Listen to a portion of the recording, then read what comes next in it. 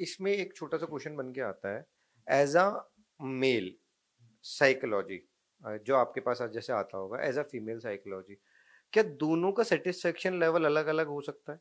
देखिए, ये विषय भी ऐसा है जिसके बारे में एक सटीक राय शायद ही अभी कोई देख पाया हो। अगर हम पीछे जाएं तो वहाँ सेक्स को लेकर के कोई समस्या नहीं थी, क्योंकि हम प्रकृति से जुड़े हुए थे।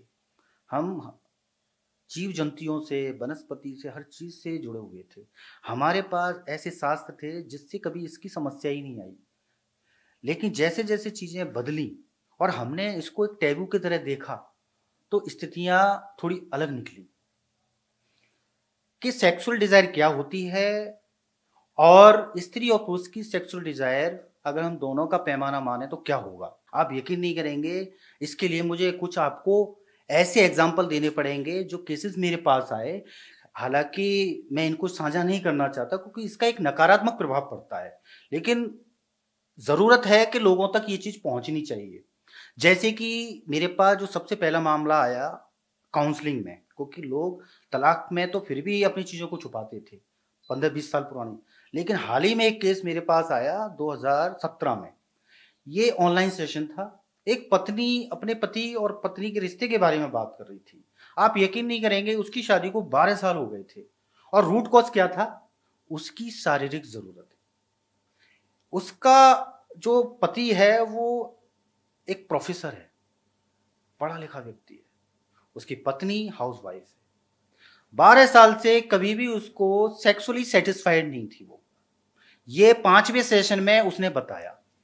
हालांकि जब सेशंस होते हैं तो बहुत सारी जानकारियां हमें अपने अनुभव से भी आ जाती हैं, लेकिन पहली बार ऐसा हुआ कि 5वें सेशन में एक महिला ने इस बात पर बात की। और आप यकीन नहीं करेंगे, ऐसे हजारों केसेस हैं जिसमें कि उसने जो बात की, और उसने बताया कि उसके पति की जो सेक्सुअल ड्यूरेशन है, सेक्स का ड्यूरेशन है, वो 1 मिनट है। अब आप बताइए कि 1 मिनट का सेक्स ड्यूरेशन क्या पत्नी को सेटिस्फाई कर सकता है? और अगर मैं ये कहूं कि 10 में से 8 मामले ऐसे होते हैं जिसमें यही कारण है। हजारों स्त्रियों ने 50 साल में कभी इस बारे में बात तक नहीं की, यानी कि उनकी शारीरिक जरूरत कभी पूरी ही नहीं हुई। अब बात ये आती है कि एक स्त्री को नहीं पता है कि पुरुष की क्या डिजायर है। बिल्कुल।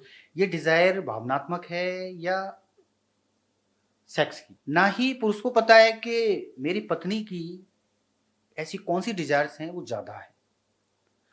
अगर डिजायर्स के बारे में पति पत्नी को थोड़ा सा भी नॉलेज हो या उनको गाइडेंस करने वाला हो, तो हो सकता है कि जैसे आज बच्चे प्री मैरिज काउंसलिंग लेने आते हैं तो ज्यादातर इन्हीं चीजों पर बात होती है, ताकि भविष्य में ये चीजें मिस ना हो। क्योंकि ये नीड है, ये 4 जरूरतें हर इंसान के लिए जरूरी है। अगर हम इसको अलग अलग तरीके से बयां कर सकते हैं, कहते यार कैसा लड़का है ये बात ही नहीं करता, कैसी लड़की है ये बात ही नहीं करती, थोड़ा तेज बोल देते हैं तो रो जाती है।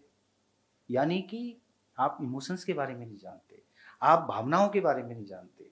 आज कोई भी किसी को देखो वो दोष देता है पति पत्नी को, उसका पति ऐसा है, वो ये नहीं करता, वो नहीं करता, लेकिन इमोशंस को नहीं जानते कि ये इमोशंस कहाँ से आ रहे हैं। जैसे कि मैंने बोला कि एक छोटे भाई को बड़े भाई ने मारा, कोई बात नहीं, जब वो बड़ा हुआ तो वो इमोशंस, वही इमोशंस जो बचपन में पैदा हुए वो उसने बड़े होकर के किए अपनी पत्नी के साथ। अगर ऐसी एजुकेशन हो तो कहीं कोई समस्या नहीं है। तो कहने का मतलब ये है कि अगर मैं ये बात कहूँ कि पुरुष की डिजायर ज़्यादा होती है पत्नी की होती है, तो ये कोई एक सटीक फॉर्मूला नहीं है कि किसकी डिजायर ज़्यादा होती है। कहीं कहीं पर हमने ये भी देखा है कि हमारे पास जो मामले आते थे उसमें एक स्त्री ये कहती थी कि मेरा यौन शोषण हो रहा है, यानी कि उसके पति की सेक्सुअल डिजायर ज़्यादा है तो उसके साथ उत्पीड़न हो रहा है। और अगर पत्नी, ऐसे भी मामले हैं जिसमें कि पति को बुखार आ रहा है और फिर भी उसकी सेक्सुअल डिजायर उसको पूरी करनी है, तो वहां पर अलग स्थितियां होती हैं। तो पति नहीं जा सकता एक वकील के पास। एक पति जाएगा तो उसको अलग दृष्टि से देखा जाएगा।